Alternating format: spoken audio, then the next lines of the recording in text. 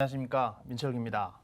얼마 전 신문에 그 중간에 주택 가격이 중간 소득 대비했을 때 비율이 현재 15.6%로 나타났다고 합니다. 2008년부터 집계를 시작을 했는데 가장 최고로 높은 수치로 나왔다는 얘기인데요.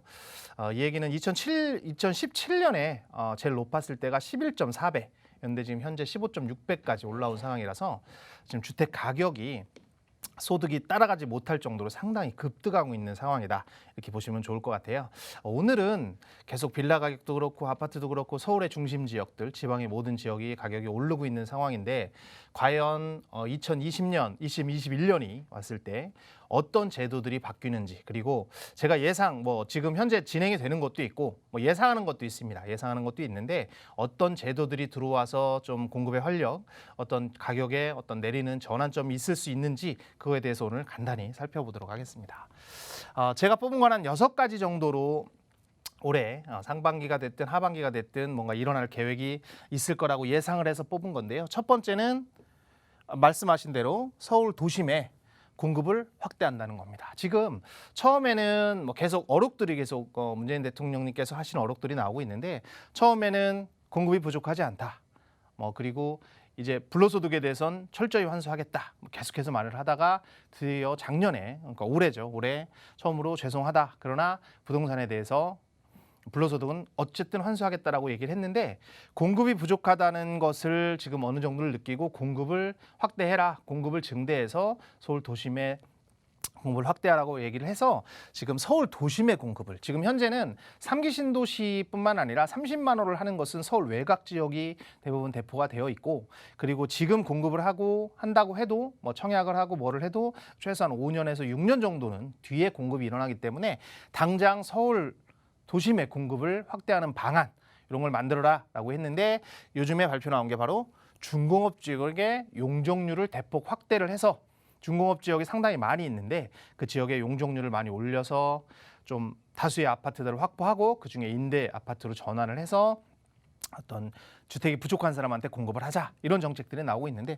사실은 지금 나온 건 아니고 작년부터 계속해서 얘기가 나온 그런 정책이긴 합니다. 그럼 우리나라의 중공업 지역을 한번 살펴보도록 하면 서울만 지금 살펴보도록 하겠습니다. 지금 보시면 상당히 많습니다. 거의 2,000만 제곱미터 정도가 되는 크기로 상당히 큰 크기가 되어 있는데, 제일 많은 곳이 바로 영등포구 502곳에 달하는 중공업 지역이 있고요.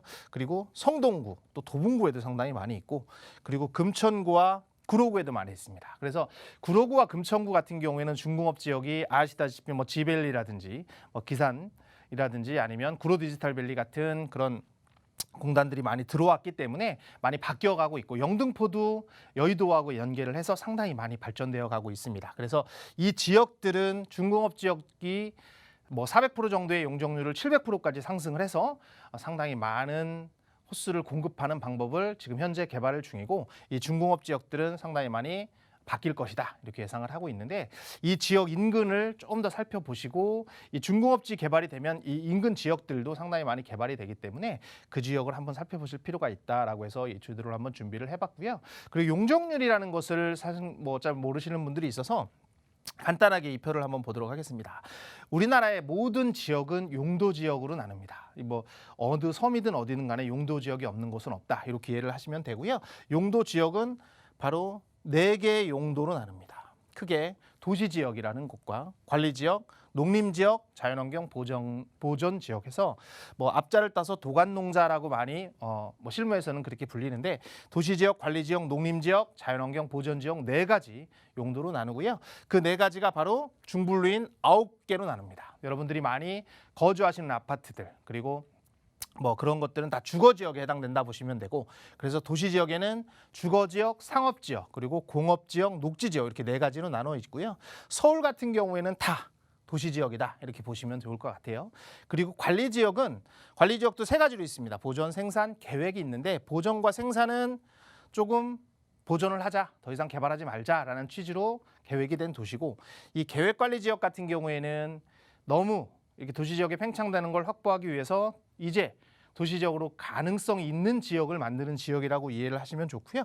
그래서 계획관리지역은 상당히 좋은 땅이다, 그리고 보존과 생산은 조금은 개발이 유보돼 있는 그런 곳이다, 이렇게 이해를 하시면 좋을 것 같아요. 도시지역에는 이렇게 주거지역, 상업지역, 공업지역, 녹지지역 이렇게 네 가지가 있는데 뭐 또 구체적으로 가면 1종, 2종 뭐 이렇게 많이 나눕니다. 특히 아파트들 같은 경우에는 1종에는 들어올 수 없기 때문에 뭐 2종부터 시작해서 나머지 뭐 3종, 준주거 이런 데 아파트가 들어올 수 있다. 이렇게 이해를 하시면 좋을 것 같은데 뭐 세부적인 내용을 아시는 것보다는 이 1종, 2종 또는 뭐 3종 또 준주거 또는 공업지역 중에 뭐 준공업지역, 전용공업지역, 일반공업지역 또 상업지역에서의 중심 일반, 뭐 유통상업지역 이런 상업지역들, 이 세부적인 용도 지역들마다 건폐율이라는 것과 용적률이라는 것이 있습니다. 이 건폐율은 쉽게 얘기해서 얼마만큼 내 땅에 건물을 지을 수 있느냐, 바닥 면적을 계산을 하는 것이라면 용적률은 얼마만큼 높이 올릴 수 있냐의 비율입니다. 그래서 이 주상, 공, 녹 이런 용도 지역에 대비해서 각각 용적률을 법에서 정의를 해놓습니다. 그래서 주거지역 같은 경우는 뭐 200% 정도 되고 상업지역 같은 경우는 뭐 최대 800에서 뭐 1200까지 이렇게 해서 용도 지역을 하는데 지금 공급을 늘린다는 확충 방안은 원래 준주거 지역이 예를 들어서 400%의 용적률을 가지고 있다. 그래서 뭐 100%를 줬을 때 4층까지 올릴 수 있다면 이것을 뭐 700이나 800까지 올리겠다. 그래서 7층이나 8층까지 올려서 추가적으로 공급을 확대하겠다는 방안으로 이해를 하시면 좋을 것 같아요. 그래서 이 용도 지역은 부동산을 좀 공부를 하시고 관심 있으신 분들이라면 적어도 모든 용도 지구는 용도 지역은 4가지와 9가지로 나뉜다. 그래서 내가 사는 집은 과연 무슨 지역이냐 이렇게 이해를 하시면 좋은데 가장 쉽게 이해를 하시려면 아파트는 보통 2종 일반 주거가 많습니다. 그리고 어떤 상당히 좋은 고가주택들, 뭐 산 위에 있는 평창동이나 성북동 같은 데 있는 고가주택들은 1종 전용 주거 지역이 많고요. 그리고 뭐 높은 빌딩들 들어있는 것들이 있습니다. 무슨 뭐 테헤란로라든지 아니면 명동이나 이런 오피스 건물 같은 경우에는 다 상업지역에 들어가 있다. 이렇게 보시면 좋고 그리고 아까 말씀드린 공업지역들 뭐 영등포구라든지 이런데 지식산업센터 같은 것들이 들어있는 것은 다 공업지역이다 이렇게 이해를 하시면 좋고 그다음에 산이 있고 뭐 이런 것들이 있으면 서울에서는 다 녹지지역이구나 이렇게 이해를 하시면 좋을 것 같아서 이 정도 개념은 좀 알고 좀 넘어가시면 좋을 것 같습니다. 그래서 준공업지역과 그 용적률 등을 확대를 해서 지금 공급을 확대하는 정책을 필 것이다. 그래서 공급은 좀 늘어난다. 이렇게 열어보시면 되는데 뭐 사실 당장 늘어나기는 좀 쉽지는 않을 것 같고 이것도 3년이나 4년 정도 또는 뭐 좀 빨리 지어진다면 1, 2년 내에 좀 공급이 확대할 수 있는 방안 중에 하나다. 이렇게 보시면 좋을 것 같고요. 두 번째는 역세권 중심의 개발 계획입니다. 오늘 신문에 발표를 했는데 역세권 중심의 용적률을 말씀드린 대로 뭐 400%를 종상향해서 700%로 만들어준다. 이렇게 개발 계획이 발표가 됐습니다. 그래서 도심 지역에서 역 주변에 있는 500m 범위 내에 있는 곳들을 보통은 용도 지역이 2종인 경우가 많은데 이것을 종상향을 해서 용적률을 최대로 많이 높여서 더 많이 짓게끔 만들어서 일부는 임대주택으로 공급을 하고 나머지는 지주가 그 시행사가 뭔가 분양을 하는 그런 개념으로 가고 싶다라고 해서 공급을 확대하겠다라고 해서 이 용적률 확대는 준공업 지역과 역세권 중심으로 해서 대표적으로 공급을 늘리겠다는 방안으로 지금 거두게 되고 있고요.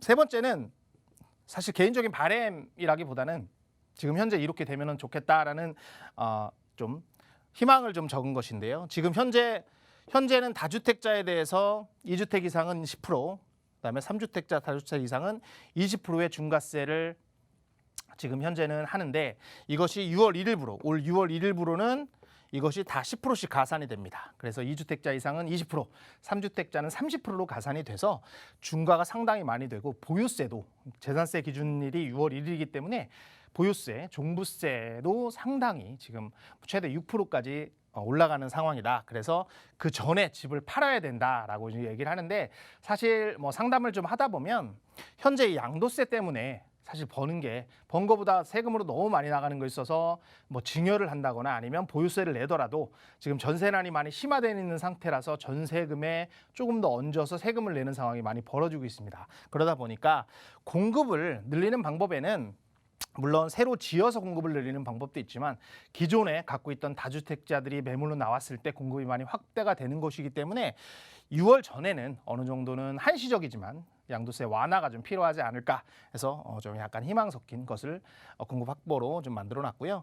그리고 네 번째는 임대 정책이 지금 현재까지는 계속해서 청년들 위주로, 그래서 원룸 위주로, 그래서 원룸으로 해서 대표적으로 나온 거 호텔방을 개조를 한다든가, 아니면 뭐 도시형 생활주택을 조그만 것들을 정부가 사들여서 임대를 한다든가 하는 것들을 많이 했었는데, 지금은 그거보다는 3인 이상의, 즉 큰 집, 지금 코로나 사태로 인해서 집에 있는 수요가 많아지면서 사실 작은 아파트들 또는 작은 빌라들보다는 좀 더 크고 좀 더 넓은 대형 평수들이 인기를 많이 얻고 있습니다. 그러듯이 좀 넓은 공간에 대해서 임대 정책이 좀 더 활발하게 일어나지 않겠는가. 그래서 공공 임대를 분양을 하더라도 예전에는 뭐 29제곱미터, 뭐 35제곱미터 같은 소형 원룸이나 1.5룸 정도로 했다면, 이제는 투룸이나 3룸 정도로 해서 많이 공급을 해서 임대 정책을 펴는 정책이 나오지 않을까 싶은 생각이 좀 들어 있고요.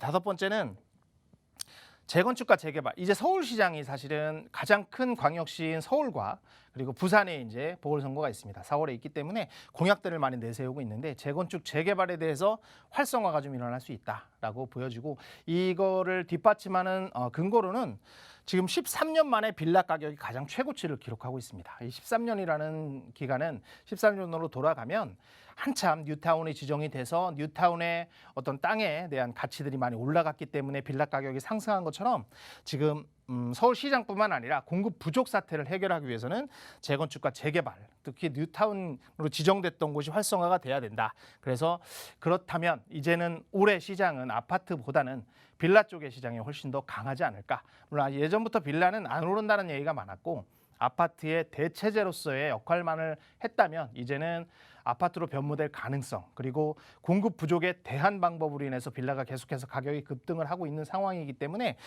지금은 아직까지 투자를 못 하시고 좀 더 고민을 하신 분이라면 조금 입지가 좋은 곳에 빌라를 한 번 더 고심을 해보면 좋을 듯이, 상당히 재건축 재개발이 활성화될 수 있는 가능성이 있다, 이렇게 보시면 좋을 것 같고요. 마지막으로 이것도 약간 희망사항이긴 한데, 현재는 1주택자가 됐든 2주택자가 됐든 간에 뭐 3억 이하, 6억 이하 어떤 툴이 있지만, 그런 툴 이내에서의 대출 가능성은 사실 70%까지 되는 그런 경우가 있지만, 보통 6억에서 9억 사이가 된다면 대출은 40%에서 50% 정도밖에는 되지 않습니다. 이 전국에 111개 정도의 지금 조정지역이 형성이 되어 있는데, 즉 규제지역이란 얘기인데, 111개 중에 전체 인구수로 따지면 70%가 지금 현재 규제지역이 되어 있다고 합니다. 그렇다면 이 30%는 사실은 뭐 별로 효과가 없다고 치고, 70%에서는 대출을 받아서 집을 마련하기가 상당히 힘들다. 특히 2주택자들은 대출이 안 해준다고 치고, 1주택자 정도도 지금 현재는 실소유지만 현금, 자기의 보유 금액이 많아야 대출을 안 받고 살 수 있는 상황이기 때문에, 1주택자들한테는 어떤 주택 가격이 많이 오른 거를 감안해서 어느 정도 대출을 완화를 해서 좀 더 획기적인 어떤 내 집 마련의 기회를 좀 넓혀줘야 한다고 생각을 하기 때문에, 1주택자, 특히 실소유자들한테는 대출이 많이 완화될 수 있는 가능성이 있다. 그래서 지금 거론되는 얘기가 40년 모기지, 지금 현재는 최대가 30년 원리금 상환하는 모기지인데, 최대 40년에 대한 모기지, 그리고 1주택자들한테는 대출 한도가 뭐 조정지역도 40이 아니라 좀 더 플러스 10%, 20% 소득 대비해서 좀 더 많이 해주는 방안들이 거론이 되고 있듯이, 조금은 1주택자들한테 공급을 내 집 마련의 기회를 좀 넓혀줘서, 이제는 뭐 투기의 개념이 아니라, 투자의 개념이 아니라 내 집을 하나 정도는 전세를 안에 허덕이지 않는 그런 목적으로 해서 가질 수 있는 가능성을 좀 열어주면 상당히 좋을 것 같아서 제가 이런 정책을 했고요. 이 정책은 지금 현재 진행 중입니다. 계속 진행 중이고 올해 계속해서 이루어질 것이기 때문에, 면밀히 시장을 살펴보셔서 어떤 정책이 이루어지든지 한번 잘 살펴보시고 이 시장을 맞이하시기 바랍니다.